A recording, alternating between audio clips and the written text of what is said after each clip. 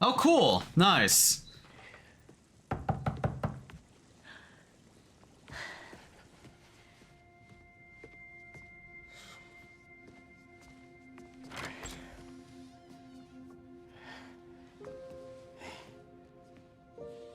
Damn, inviting your date.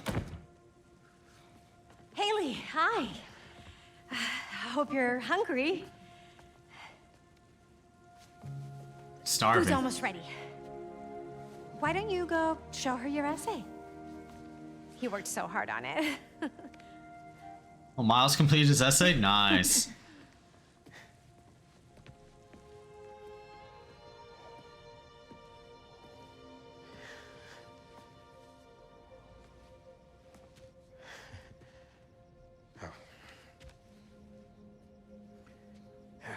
Some guy in Harlem.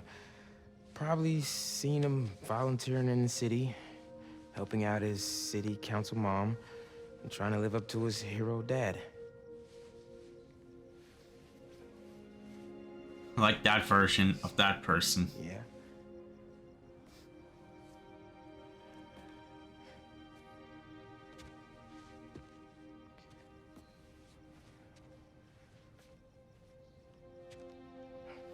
Yeah.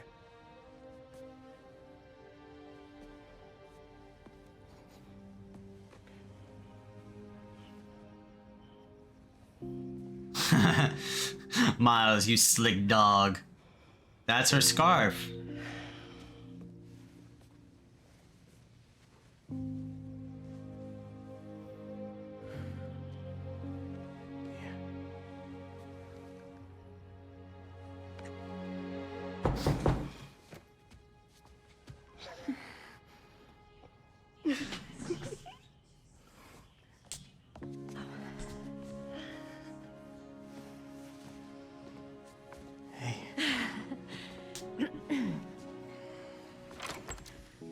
Hi. Miles, Haley, this is Albert. Hi. Nice to meet you. Albert. Oh, and, Albert this Moon. is my daughter, Cindy.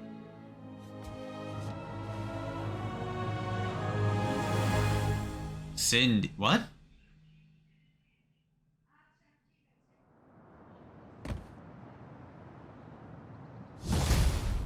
Wait, so that's it? Congratulations! You have finished the main story, but both Peter and Miles are still available to continue the adventure.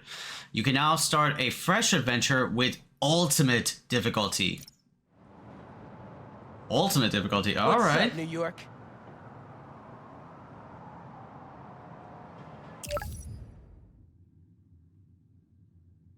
Oh, the last one? Oh shit, we have to finish this one.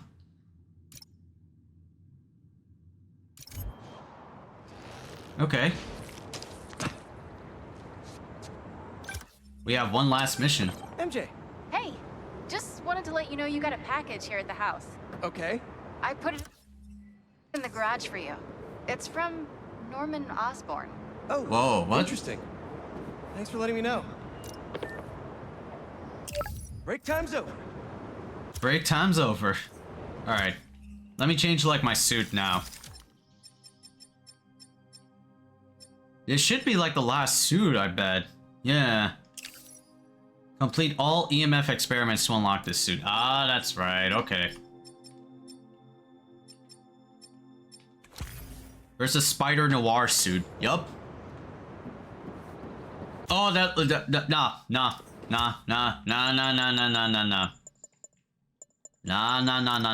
We're not doing that. Visuals. Film grain. Motion blur.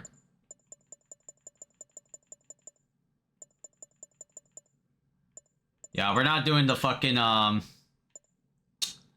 the movie mode for these, like, Into the Spider-Verse costumes. Yeah, take that shit off. Cheese and rice.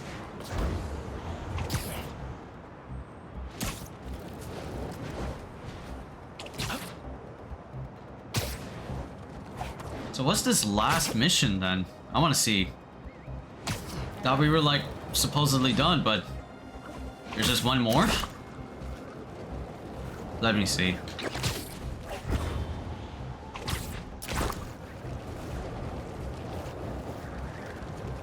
Actually, let's be movie accurate Spider-Man. Let's be fucking accurate Spider-Man.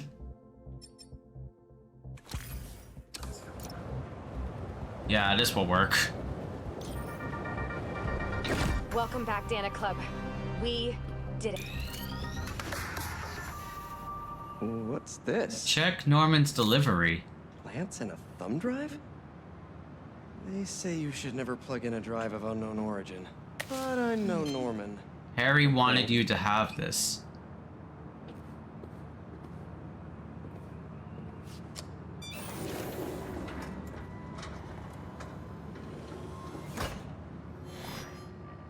Peter! I put this together for you because I knew when we got through this crazy time, whenever we got through it, I wanted you to have these.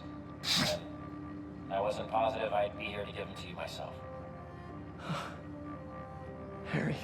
After the Emily May Foundation was destroyed by Craven's hunters, I went to see what I could recover before it got boarded up.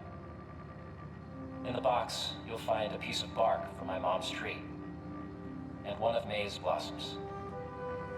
And I thought, if you gene splice them together, you might get a hardy enough plant to produce seeds.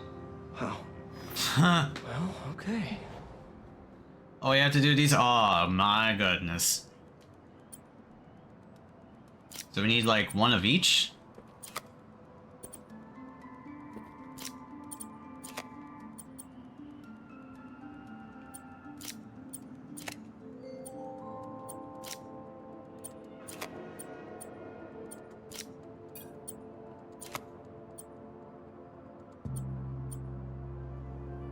Oh no, that doesn't work.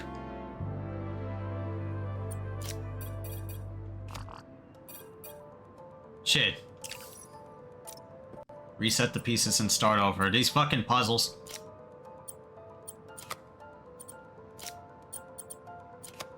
Two suns. No, that doesn't work.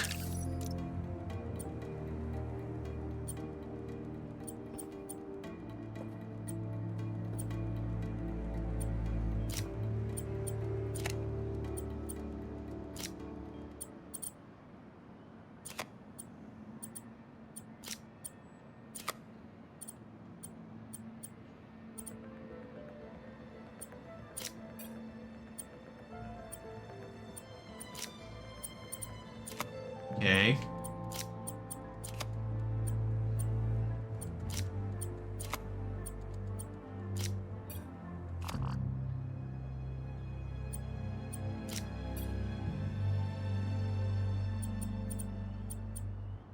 The fuck? So we need like one of each? Ah, shit. God, this is gonna take forever.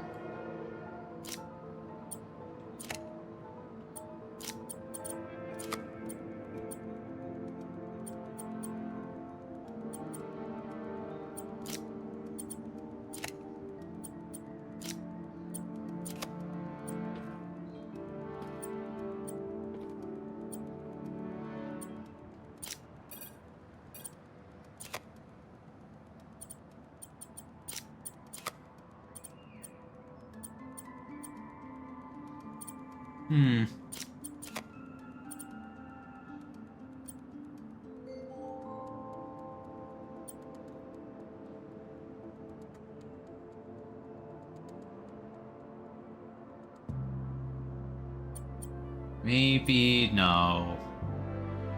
Nah.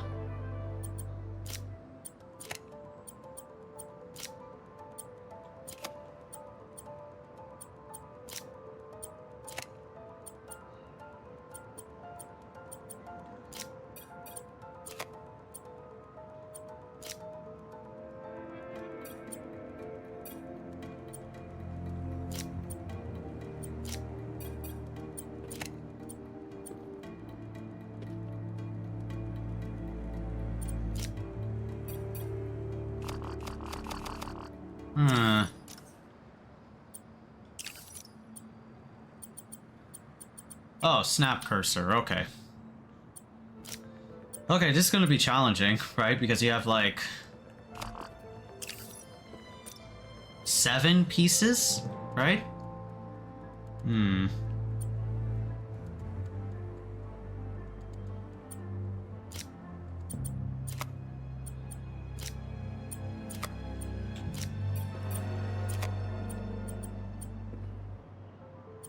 Already fucked up.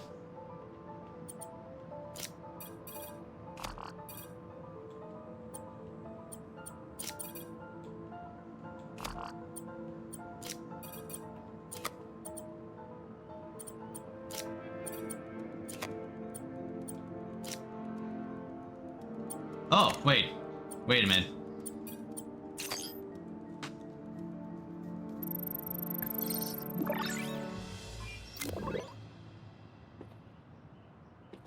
I knew you could do it, Pete.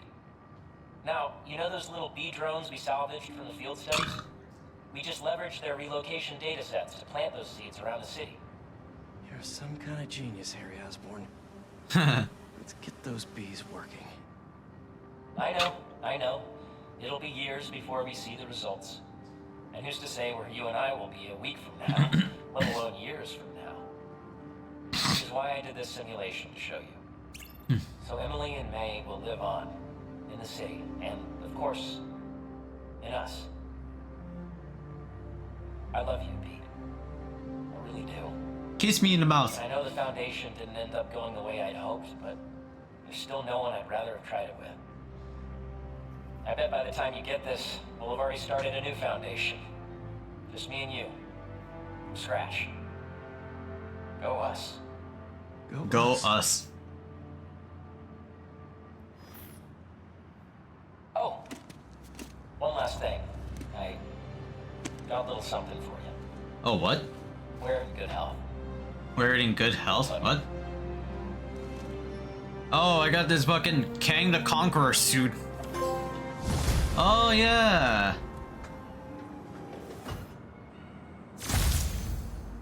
Life story suit unlocked. Wow. That looked pretty cool.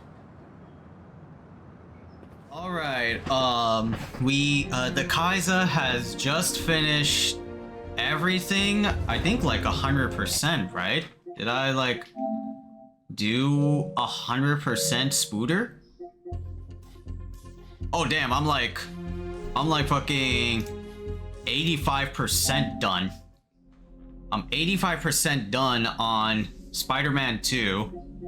What's like the leftover trophies that I have to do? Hidden, defeat 100 enemies with evolved venom abilities, dirty air tricks, home run, all this like smooth stuff. I think we did like a lot of these. Yeah, but like 85% done with Les Spooder, man. And we can pretty much talk and review Spider-Man 2, right? We are going to be reviewing Spider-Man 2. Well, most of like by the time this video like comes out, this will be like, you know, technically like spoilers. I mean, if you've been seeing like the other videos in like my other channel, the Khaiza_plays, the Khaiza has been going through Spider-Man 2 in its like full length, right? Just like until we get to like that very near end of Spider-Man, then it will be like complete like full set sort of thing. But we can still talk about Spider-Man 2 nonetheless, right? Yeah, this is pretty much a solid superhero game, right? Like I've been saying, you know, since I don't know, maybe like in the beginning of Spider-Man 2, like this really feels like Spider-Man 2 is really much the God of War Ragnarok to the 2018 God of War video game, right? It's pretty much just the same game, right? That's like the biggest like thing about Marvel Spider-Man like 2 from Marvel Spider-Man 1 is that it's pretty much just the same web swinging, the same like beat down on Arkham style like enemies, right? It's pretty much just like a one-for-one sort of like thing. And I think I want to like say that like, you know, we've come into like this like era where a sequel of like a critically acclaimed game like Spider-Man or God of War, or even like Last of Us, right? Even Last of Us, right? Critically acclaimed games for their, you know, original gameplay, very good storytelling, all that stuff. And then the sequel comes out and it's just better than the first game, and the second game gets more nominations, more things to praise and tell about the second game than like the first one, which is kind of like, we're kind of like in this era where like the sequels that are literally just like the same thing but different story beats and elements are topping a lot of like, you know, Game Award shindigs like Golden Joystick or the Game Awards, for instance, right? It's a very peculiar year, right? Oh, and also there's like Alan Wake 2. Well, then again, I don't know how much of a gameplay distinction is from Alan Wake 1 to Alan Wake 2, because Alan Wake 1 was like from the fucking PS3, and we're in the year of Lord and Savior PS5. That's how much of like a time gap we had from Alan Wake 1 to Alan Wake 2. It's like, goddamn. That shit's fucking mind-boggling.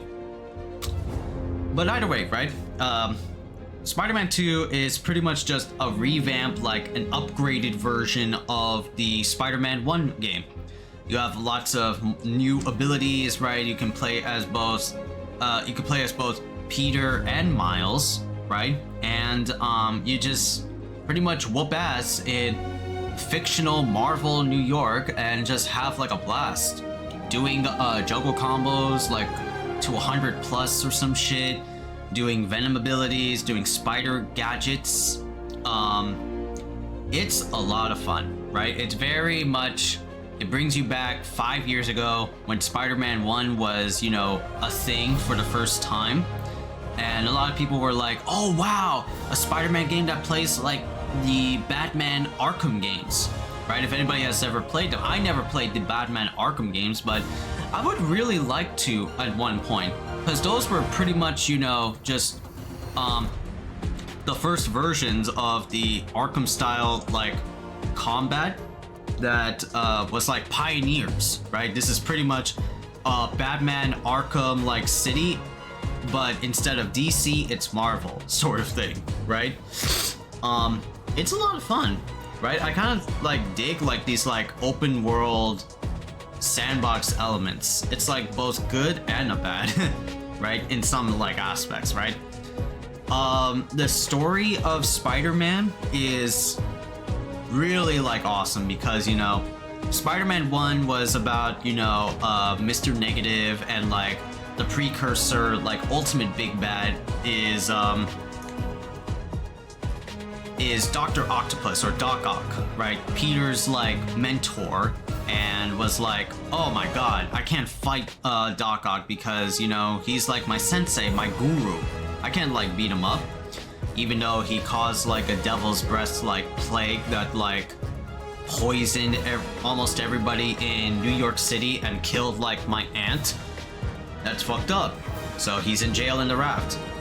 But everybody was pretty much looking forward to this game because not only you get to play as Miles and not from his like spin-off game, but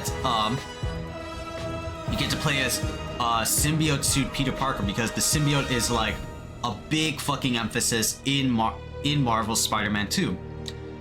You get to play as Black Suit Spider-Man. You get to play as Venom to an extent. Only for like a short time, but it still is awesome to just like beat down foes and beat down Kraven as Venom, doing like all these crazy like juggles and shit, like biting dudes and executing dudes. It's really badass and awesome. Thank you fucking Tony Todd that voiced Venom, right, in this game, right? It's like super badass because if you want like a Venom, if you want Venom to be like in a video game or in a movie, what's like a cold, menacing fucking voice actor that can really do the job well for like, you know, a titular character like Venom? That's Tony Todd. Tony Todd did a lot of his voice acting works is the Mr. Death himself in the Final Destination films, and he was he's the Mr. Candyman himself, right? The guy with like the hook and has bees for attacks and shit, right? He is the infamous serial killer turned like ghost killer, right? So he's pretty much badass in his own right, and it's definitely shows with like the powerful performance that he gives for Venom, right? Just like, we will heal the world, sort of shit like that. It's awesome. Oh fuck. But we got like a powerful list of like, you know, roster like picks, right? We got Mysterio, we got Kraven as like the first phase bad guy. We got Black Cat making an appearance. We got Cletus Cassidy, aka Carnage, Raze, so many like nods. And of course, you know, the Avengers, but we're not gonna see an Avengers like Insomniac game anytime soon because, you know, I don't think they aren't making plans for the Avengers. There was one Avengers game, like kind of like after Marvel's Spider-Man 1, and that was the Square Enix one, the Marvel's Avengers, right? That god-awful fucking Avengers game where you had to like play as like a fucking RPG. There was a lot of like DLC campaigns featuring different like superheroes from Marvel. It even had like Spider-Man. But it ultimately went to shit. One of like Square Enix or Crystal Dynamics' like worst games. One of worst games up to date, right? And then ultimately like shut down like I think like a week ago. So it was really like kind of disappointing that, man, Marvel's Avengers did so poorly. It had a cool idea, it had a cool like story, but wasn't really fleshed out gameplay wise. Just gears and like loadout systems, which was kind of like a pain in the ass, and they didn't even like do anything like effective. But Marvel Spider-Man 2 was like a blast to play, like again, just pretty much Marvel Spider-Man 1 from 2018 in a different paint of coat. I will say like some positives first before we get into like, you know, the negatives, right? What positives have I already said about Spider-Man 2? New combat, new story, right? New engaging like stuff. Oh, like an upgraded version of like the dodge, because the dodge was like super like invincible in Spider-Man 1. How you could just like abuse that shit. And then there's also there's parries, right? You can definitely do like Street Fighter 6-esque like parries, like push back the opponent at a just frame like time. And you get bonus damage if you do a successful parry. If you do like a late parry, then you're going to get damage, and you can still fight back, but it's not going to be as satisfying to do a perfect parry on an opponent.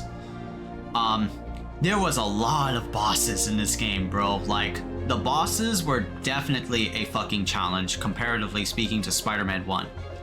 In Spider-Man 1, you just like whip, zip, and just dodge everywhere. Like I said, dodge became like a fucking invincible ass fucking move in Spider-Man 1, and you just pretty much whoop ass. But in this game, they pretty much balanced out, like, you're not gonna get as much OP like effects from dodging. Rather, the game wants you to do more parries more than anything, because there will be a lot of moves that like there are dodge invulnerable. Like, they'll do like some splash damage effect, and you have to like determine the bosses or the enemies like pattern, what they're going to do to you, you know? So it was pretty nice change of pace from like the very linear gameplay routes that you take in Spider-Man 1. Other positives, the story is really cool, right? I like the I mean, to be fair, right? This is both like a positive and a negative, right? Since this is all about like symbiotes, right? We all know like the story of like Peter getting like the goddamn symbiote, and the symbiote changes his personality from like, you know, I'm a funny quippy guy, haha, to like I'm a douchebag sort of thing, you know? So we've all seen this like story before. It's just like it's in a better it's like it feels like our nostalgic vibes from watching the Sam Raimi Spider-Mans, the animated series, and Spectacular Spider-Mans, any like show or like comic that deals with the symbiote for Peter Parker, right? And this is like going through like Peter Parker's like struggles, the video game, right? Just like trying to be like this, like, even though he's teaming up with Miles, but he's like this lone hero that has to save the city for by himself, right? And Miles is also a pretty good change of pace as well. Like, that's a big positive. It's like, it's not just Peter Parker with the symbiote suit, it's also dealing with the struggles of Miles, right? You get to do a lot of like Miles-esque things, right? Which is a really good thing. A lot of people really like Miles because of the Spider-Man spin-off game, Miles Morales, and of course from the Into the Spider-Verse and Across the Spider-Verse games. Movies. Those movies heavily catapulted Miles's, you know, character into the big stardom. Now everybody is like a fucking Miles fan, you know? And you know what's crazy? There's a lot of like, not flack, but like, when people were like finished with the game, it's like people got like mad butthurt about Miles is the new Spider-Man, and they were saying like, no, Miles is not Spider-Man, Miles is Miles Morales, he is not a Spider-Man. Like, do you see him in his suit? Do you see him being like web crawling Spider-Man? Miles is a Spider-Man character. It's just people got butthurt because when they saw the end credit scene that like Peter Parker was handing the torch down to like Miles, it's like, oh my god, I want Peter Parker back. I want my white boy back. Who is this new bitch? But Miles has definitely got a lot of like spotlight. We see like his like struggles with Martin Lee trying to like get revenge, getting a revenge boner for his dad from the events of like Spider-Man 1. And you get to, and you see him like just like having this internal conflict with like not only his powers but his also emotional state, right? So, but he has proven from like time and time, like in the later half of like the story, is that Miles Morales is a fucking Spider-Man. Miles is a goddamn hero, right? Which is pretty fucking awesome, all things considered. Miles has proven himself through time and time again that he is like a better Spider-Man than Spider-Man. He's able to save lives where Peter couldn't. He unlocks, of course, new abilities that, you know, the base Spider-Man really did not do. I mean, of course, Spider-Man is badass in his own way, but he had to like, but he's the OG, right? He swips and thwips wherever he pleases, spreading his web juice all over the city. But Miles can like do camouflage, Miles can like zap motherfuckers, you know? He's an upgrade to like the original Spider-Man. I don't know if there's like any like unique spider people, right? That don't have like the OG Spider-Man powers. I think it's just like Miles, right? Cause like there's like Penny Parker, which is like she rides on like a mech. There's like fuck, I don't know who else. There's Miguel O'Hara that has like a little bit of vampirism. But that's pretty much it. I don't know, but if y'all know, let me know, man. I'm like definitely curious. But regardless, Spider-Man 2 is a fantastic fucking game and is a very much like an improvement to like the first game. However, there are like some cons with Spider-Man 2. As much as, you know, a lot of people will say like it's a great game, it's like a GOAT, it's like the game of the year. Personally, I don't never like believe in like, you know, game of the years or like, you know, this is like a perfect fucking game. And game of the years is like very subjective, right? Like every person's game of the year may be different from like the very majority wholeness compared to the minority like one, so to speak, you know? Like one person's game of the year might be different from another person's game of the year, sort of thing, right? So a little bit of like the negatives about it is that, you know, of course, as I said before, it is a, you know, exactly almost, if not identical, same game as like Spider-Man 1, right? It's just the same elements, same web swinging, same combat, same core as Spider-Man 2018, just with new and better mechanics to web swinging, to combat, of course, like to story, right? It's pretty much just, again, the God of War Ragnarok to God of War, the Last of Us 2 to Last of Us Part 1, right? So it's like sequelitis, right? So it's not doing anything, you know, revolutionary, so to speak, you know? Like, it's not like a new, like, indie game or anything like that. No. It's just rinse and repeat. If you make already a perfect, like, copy, make it even more perfect copy, but add, like, new elements to not make it so much, like, identical, sort of thing. So, it gets, like, that minus to it. Also, like, the minus is... Well, I mean, controller-wise, I don't like the PS5 controller at all, right? This like little, this little dinky little thing with its like innate fucking input latency horseshit. And of course, like this is a bad PS5 controller, so it flicks up, it drifts up whenever I do like camera shit, so that's really annoying.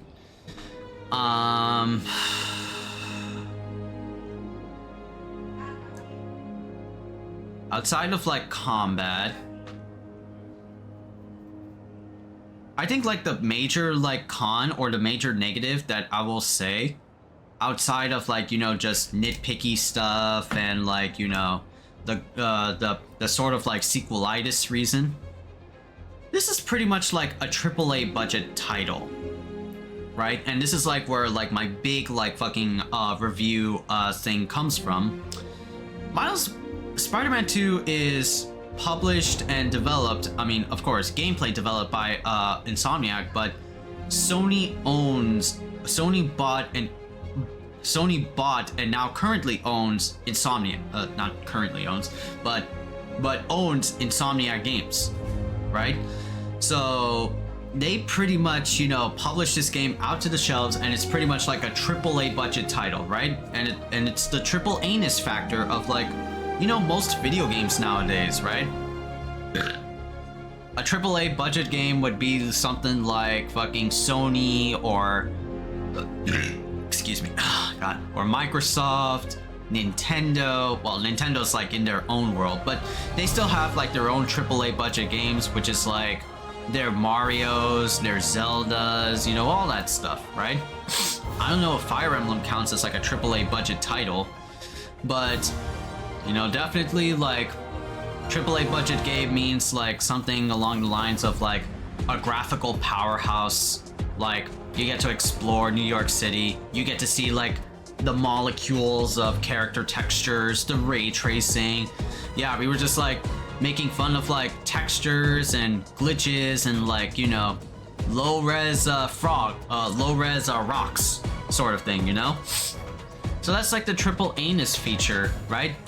beautiful city, looks so fucking almost identically real to like New York City. And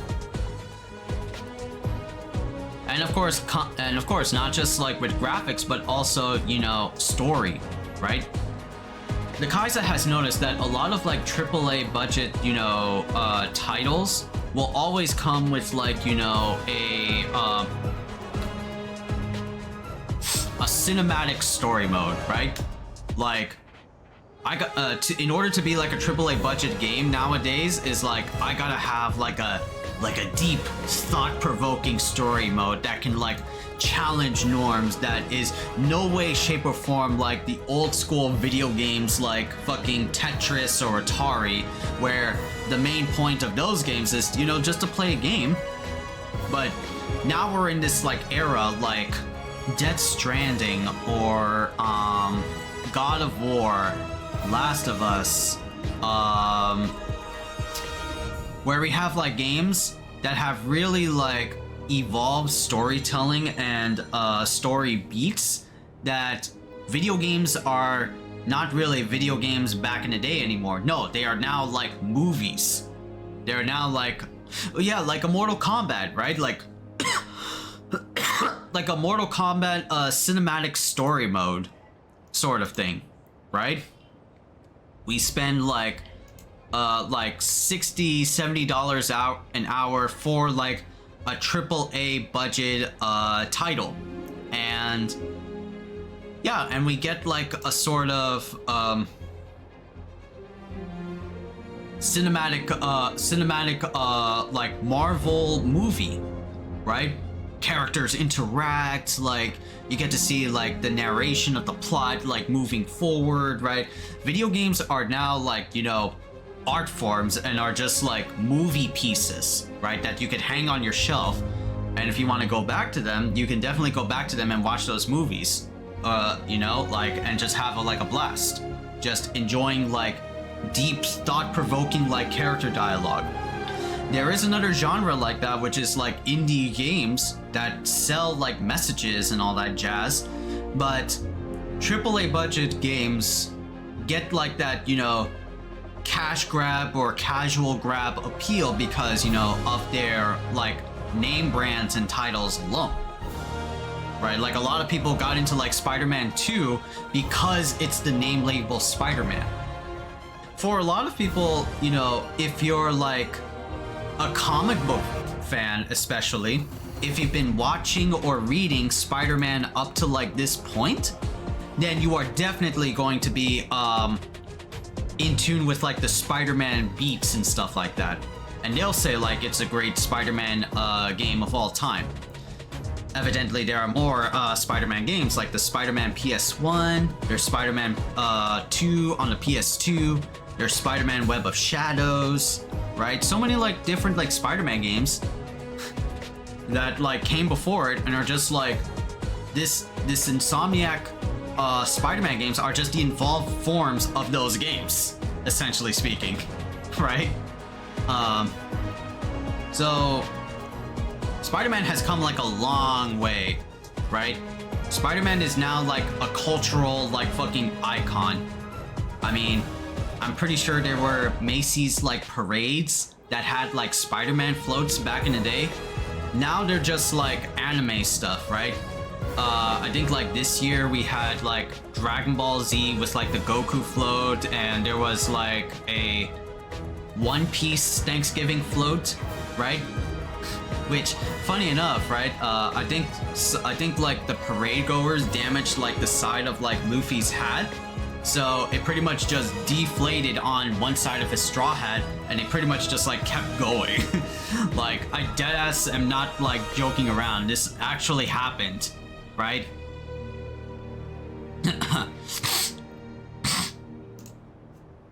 Excuse me. But yeah, it's like, it's Spider-Man, right? It gets like that appeal where not a lot of other games don't. You know, it's playing, I mean, of course, you know, Last of Us might get like a little bit more appeal, but it's still like a game exclusive title. There's no like movies about it. I mean, Last of Us did get a TV series, but that was like last year, where Last of Us came out in like fucking 2017, 16, something along those years. And now in this year is like, man. Now in this year it's like Spider-Man, Last of Us got an HBO series, and it's in production for season 2. So yeah, it's like kind of like called it, but they should have done this like earlier ago. But yeah, it's like Last of Us, God of War, those games where like they sell you on like, you know, a deep thought-provoking story with character interaction, stuff like that. It's like kind of like the triple anus like factor, right? It gets like that, you know, appeal, and it spreads farther and wider than most of the other video games, let alone like a fighting game, right? The only exceptions to like a AAA like fighting game, Mortal Kombat, you know, especially with Mortal Kombat 1. I think like Street Fighter 6, because that's also a AAA budget title. Even though it's made by a third-party publisher, Capcom. It's got all the like the cool like graphical stuff with the RE engine and shit, so it makes it look beautiful looking. So that's that. But I technically consider fighting games to be like AA standard. The only exceptions would be Mortal Kombat and Smash Brothers because of their names alone. Both Mortal Kombat and Smash Brothers have that casual level appeal where regardless of where you're from and if you're outside the video game spectrum, everybody remembers Smash Brothers and Mortal Kombat. One for its crazy, like, intense fucking roster of video game celebrities from around the world, and the others for casual, like, fatalities, right? For the shock and gore value. That's what like Mortal Kombat sells for, is the fatalities. So they can kind of like get away with that. But I consider like fighting games to be like AA because they don't get that level of appeal, casually speaking, from a lot of people, you know? We are still like a niche crowd. But to like for like Spider-Man, right? Or like this game right here, it's not only a AAA budget title, right? It's not only published by Sony, but it's also the name itself. So that's like, you know, a double cash grab, right? And this is where like I'll make like my main big statement about like Marvel's Spider-Man 2. Is that throughout like the ride of Spider-Man 2, it's very intriguing and interesting to hear like the story of Spider-Man 2. But I just kind of felt like I wasn't that wowed or like impressed, honestly, really. Like, the boss battles are cool. The story stuff is cool, don't get it twisted. But I wasn't like heavily drawn in. The only game like of this year that really like heavily like drawed me in was Hi-Fi Rush. A game that like literally came out of fucking nowhere and grabbed my heart instantly, right? Hi-Fi Rush is like, in my honest opinion, like a not a AAA budget title. It's a AA, right? It didn't feel like a AAA. It's a Xbox game exclusive Game Pass game that came out of fucking nowhere from an Xbox conference, and it had a very unique gameplay mechanic that made it very different from fucking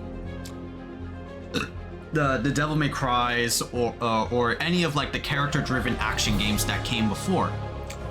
A lot of like the game is all about musical beats. Like it definitely it's a mix of Devil May Cry with Guitar Man or Space Channel 5. That's essentially what Hi-Fi Rush really is. But besides like gameplay, I mean, of course, Spider-Man 2 gameplay is really sick on its own, right? Because it's Arkham style gameplay. Who doesn't love Arkham style gameplay? Hi-Fi Rush definitely taught me that, like, and this is the main big point, is that not a lot of not all games should be like a fucking character, like a story-driven masterpiece. Here's Hi-Fi Rush coming in with just, you know, everybody saying, you know, of course, Spider-Man like quips, everybody reacting to Chai's quips, you know, the story elements that play out in Hi-Fi Rush, you know. It doesn't feel like a movie. It feels like a fun ride. It's a roller coaster. Of course, it has a message of like, you know, getting jobs and the corruption of like the job system, right? But it feels like it's a video game. It's here to, you know, have fun. I'm not here trying to like make like a poignant like story. I'm here to have fun, and that's what I feel like video games should go back to, in my honest opinion, right? Like I said before, we have a lot of like these games that just have like very they have a very like push in this era. There's a lot of like push forward to make games like, you know, the next fucking Oppenheimer or something like that, you know, a very thought-provoking story, the next like Dark Knight sort of thing, right? Like a movie or like a game that draws you in like in the beginning. You get introduced to all these like characters, you get to hear like, you know, very sophisticated fucking themes and like, you know, narration and plot points about your said video game. Sometimes it will end in either like miserable despair or like, you know, just plotting for like the next like big game out there, you know. But yeah, games are like just pushing forward to like the to be the next big Marvel like movie or the next big like Oppenheimer, right? Which is like, you know, that's cool and all, but I kind of really don't like that. Like, if you want like my honest to God guttural opinion, is that I kind of don't want a lot of games to be just, you know, story driven. I like to have fun, be a video game. That's what like Hi-Fi Rush taught me, is that, you know, a game can be cool and have like a story driven like pace, but I just want to have fun, sort of thing. The game is aware, Hi-Fi Rush is a game that is aware that it has fun a lot of the time. It makes a lot of jokes, it makes a lot of like quips and like puns. It's a game that's not afraid to be like every standard video game that there is, and it's just like, you know, story is like everywhere. Ad break, right? Let me pause for a real bit.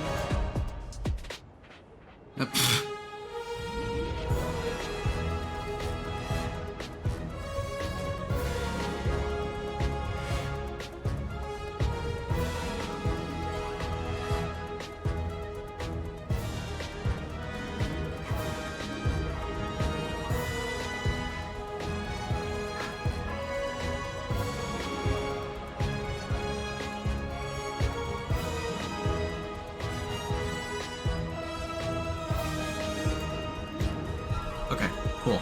I think like the ad is over, right?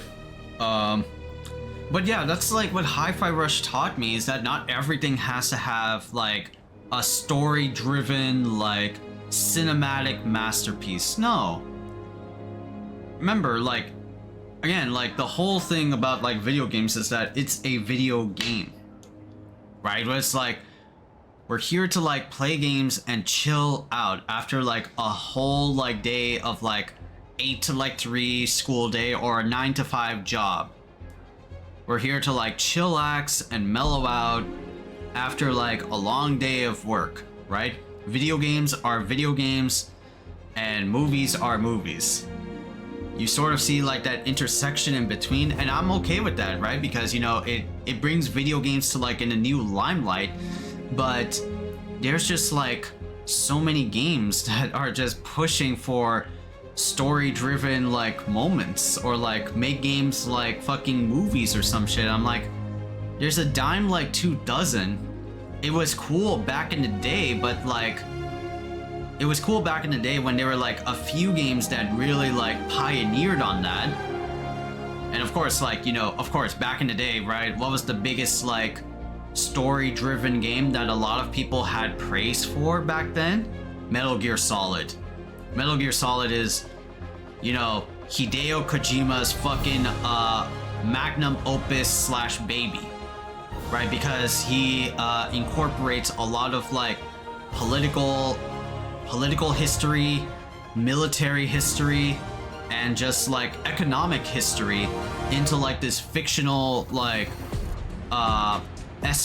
camouflage espionage world of Metal Gear, right? That's like, he's a fucking pioneer for that because he did all of that shit before all of like these games coming out with like very deep like storytelling story games, you know?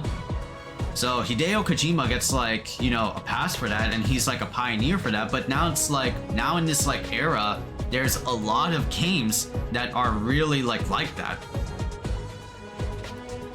Even like action games or character action games to an extent, right, has like a deep thought-provoking like story slash message. But it's like, it's an action game. What do you want from like an action game, right? You're there to like, you know, chill and like beat on enemies and perform your stylish rank. That's all you're really here to do. None of this other shit. But it's okay, right? Like I said, I don't mind story-driven games. I think they're cool, but I'm the type of person where it's like, you know, too much is too much. There's like a dime a dozen. There's no like, you know, unique gems out there. That's why Game Pass exists, right? Because without Game Pass, I would not have discovered Hi-Fi Rush being like, you know, just a very chillax, a very like, you know, an opposite of what we think of like a video game is nowadays, right? So Spider-Man is good, and ultimately Spider-Man is good. Honestly, I would give it like a 9 out of 10. I'm not gonna give it like a 10 out of 10 like a lot of people do, because I don't believe in like, you know, perfect scores or perfect awards. If you want my game of the year, if you want like my 10 out of 10 game that came out this year, it's Hi-Fi Rush. There's no way you're gonna change that for me, right? Hi-Fi Rush is not, nothing is beating Hi-Fi Rush for me. I played the game like 5 fucking times, and I mastered that game to like an extent, right? So it's a lot of fun, right? Don't you dare try to one-up Hi-Fi Rush for me, because you are going to be wrong.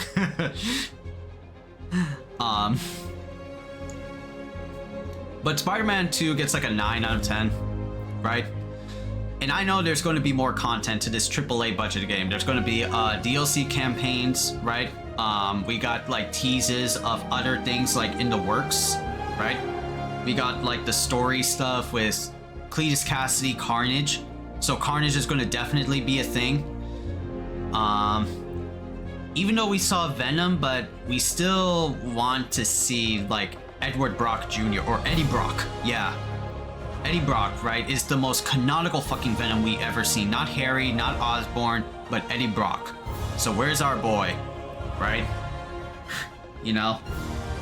So they'll probably like tease something like that. Then there's also like the Osborns, right? They could do something with, what was it? The G virus or the G serum? Because everybody knows what the G stands for if you're affiliated with an Osborn, is the Green Goblin. So Green Goblin is like bound to happen, but they're probably going to do that in like in the next game, rather not in a DLC. That's like my like take on it. But I think they would also do... Well, I mean, after like Spider-Man 2, what I heard from Insomniac is that now they're gonna dive deep into their next big superhero game, and that's gonna be Wolverine. Which I'm like curiously, optimistically down for Wolverine, the Wolverine, right? If it's gonna play like the fucking X-Men Origins Wolverine, where it's super like gory and shit, where you can like slice and dice like soldiers and shit, I'm all up for it, bro. I really want to see what like an Insomniac Insomniac Wolverine game is like, bro. I really want to see that shit. But yeah, despite like my negatives on like, you know, the current gaming like industry, and like, you know, I put Hi-Fi Rush on like a pedestal, Spider-Man 2 is still a great game, right? It still deserves a 9 out of 10, right? It's not perfect, it's not, you know, glorious magnum opus, but it is good. It's still the same formula as Spider-Man 1, but with new beats and new elements. But that's just what it is. It's like time to play Divinity 2.